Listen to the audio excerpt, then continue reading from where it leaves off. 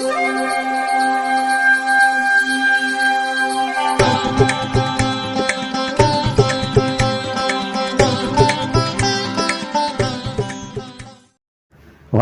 வசந்த காலம் YouTube channel வாயிலாக ஜோதிடர் சண்முகப்பிரியன், சென்னை அடையாறிலிருந்து மாதாந்திர ராசி பலன். அதில் மகர ராசிக்காரர்களுக்கு இந்த வைகாசி மாதம் எப்படி இருக்குது அப்படிங்கிறத பார்க்க போகிறோம்.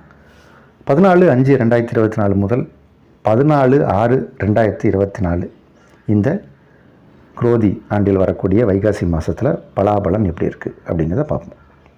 இப்போ சூரியனாக மையமாக வைத்து சொல்லுவது தான் இந்த மாத பலன். அவ்வகையில் சித்திரை மாதம் நம்ம போன மாதம் பலன் சொல்லியிருந்தோம். மகர ராசிக்காரர்களுக்கு அவ்வளோ சிறப்பான மாதம் இல்லை அப்படின்னு சொல்லியிருந்தோம். ஏன்னா அஷ்டமாதிபதி சூரியன் அவர் உச்சம் பெற்றிருந்தார் போன மாதம் ஃபுல்லாகவே. இந்த மீன ராசிக்காரங்க மகர ராசிக்காரர்களுக்கு போன மாதம் அந்தளவுக்கு சிறப்பாக இல்லை.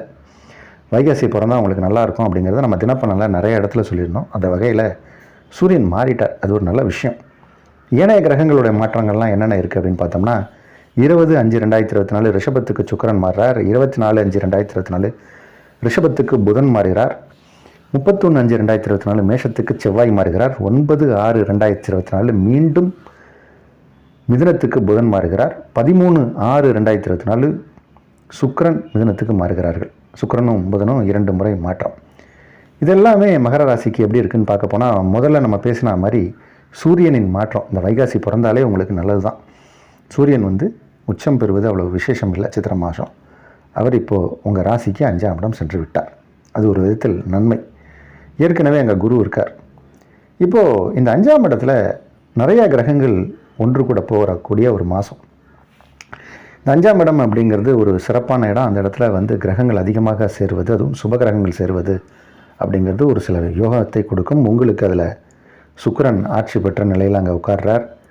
புதன் உங்களுக்கு பாக்யாதிபதி 9 கூடையவர் 5ஆம் இடத்துல இருந்தால் அது மிகப்பெரிய யோகம்.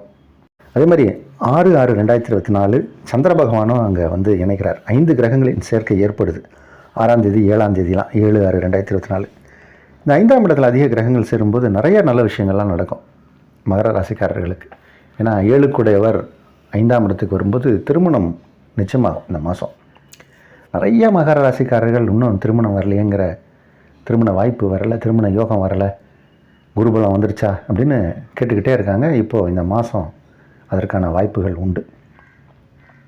ஏன்னா இந்த வைகாசி மாதம்னாலே திருமணம் நிறைய இடத்துல நிச்சயமாகும். திருமணத்துக்கான மாதம் அப்படின்னே சொல்லலாம். பல யோகங்கள் நடக்கக்கூடிய ஒரு மாதம். அதே மாதிரி செவ்வாய் பகவான் 4ஆம் இடம் அங்கே பலம் பெறுகிறார். அதனால் இடம், வீடு, வண்டி, வாகனம் அதெல்லாம் வாங்கக்கூடிய யோகம் நிறைய பேருக்கு ஏற்படும். அதில் சொத்து சேரும். சொத்து சுகங்கள் சேரக்கூடிய நேரம், சுகபோகமான வாழ்க்கை அமையக்கூடிய நேரம். அதுவும் வீட்டிற்கு தேவையான கட்டில், மெத்தை, நாற்காலிகள், சோஃபா, குஷன், பழைய சேரை தூக்கி போட்டு புதுசாக சேர் வாங்குறது, இந்த மாதிரியான விஷயங்கள்லாம் நடக்கும். நிறைய பேருக்கு ட்ராவல் ஏற்படும். இந்த மாதம் நிறையா பயணங்கள் ஏற்படும். அதுவும் கம்ஃபர்ட்டான பயணமாக இருக்கும். இந்த மாதிரியான ஒரு விஷயங்கள்லாம் உண்டு. ஏதோ அண்டர் ரிசர்வேஷன் கம்பார்ட்மெண்ட்டில் ஏறி போனோம் அப்படிங்கிறது இல்லாமல் ஒரு கம்ஃபர்ட்டான விஷயங்களோட நல்ல ரிசர்வேஷனான ஒரு கோச்சில் ஏறி, அதுவும் ஒரு ஏசி கம்பார்ட்மெண்ட்டில் போனால் எப்படி இருக்கும், அது மாதிரி ஒரு எக்கனாமிக்கல் கிளாஸில் போகாமல் பிஸ்னஸ் கிளாஸில் ஃப்ளைட்டில் போனால் எப்படி இருக்கும், அது மாதிரி ஒரு கம்ஃபர்ட்டான ஒரு பயணம் ஏற்படும். பயணத்தால் நன்மை ஏற்படும். பயணங்கள் மூலம் வியாபாரம் செய்யக்கூடியவர்களுக்கு யோக பலன்கள் பிரமாதமாக இருக்குது. இந்த மாதத்தை பொறுத்த வரைக்கும் உங்களுக்கு நிறைய நல்ல விஷயங்கள்லாம் நடக்க போகிற மாதம் அப்படிங்கிறதுல மாற்று கருத்து இல்லை. பதவி உயர்வு கிடைக்கும். வேலையில் இருக்கக்கூடியவர்களுக்கு ரொம்ப நாளாக ப்ரமோஷன் இல்லைன்னா இந்த மாதம் ப்ரமோஷன் நிச்சயம் உண்டு. ப்ரமோஷனுக்கான மாதம்னே சொல்லணும். சரி, ப்ரமோஷன் ஆகிடுச்சு சார், ப்ரமோஷன் மட்டும் நடக்குது சார், சம்பள உயர்வு இல்லை சார் அப்படிம்பாங்க. சம்பள உயர்வோட ப்ரமோஷன் இல்லைன்னா சம்பள உயர்வு கண்டிப்பாக உண்டு. நிதிநிலையில் ஒரு முன்னேற்றம், வருவாய் அதிகரிக்கக்கூடிய ஒரு நேரம், வருவாய் வரக்கூடிய நேரம், பணம் வருமானம் வந்துக்கிட்டே இருக்கும். போன மாதத்தில் நீங்கள் அனுபவித்த சிக்கல்களுக்கெல்லாம் ஒரு மாற்றம் ஏற்படும். இந்த மாதம் உங்களுக்கு ஒரு நல்ல மாதம் தான் சொல்லணும். ஏன்னா சிக்கல்கள் தீர்ந்த மாதம். நிறைய பேருக்கு காலில் கையில் அடிபட்டிருக்கும். போன மாதம் பல்லில் பிரச்சனை ஏற்பட்டிருக்கும். டென்டிஸ்ட்டை பார்த்துருப்பீங்க. நிறைய பேர் கண்ணு தொடர்பான வியாதிகளுக்காக கண்டாக்டரை பார்த்துருப்பாங்க. அந்த மாதிரியான சிக்கல்கள்லாம் சேர்ந்து கண் ஒளி பெறக்கூடிய ஒரு நேரம் அப்படின்னே சொல்லலாம். ஒளிமயமான எதிர்காலத்திற்கான ஒரு மாதம்னு கூட சொல்லலாம். அதனால் இந்த மாதத்தில் கொஞ்சம் முயற்சி செய்யுங்க, நிறைய வெற்றி கிடைக்கும்.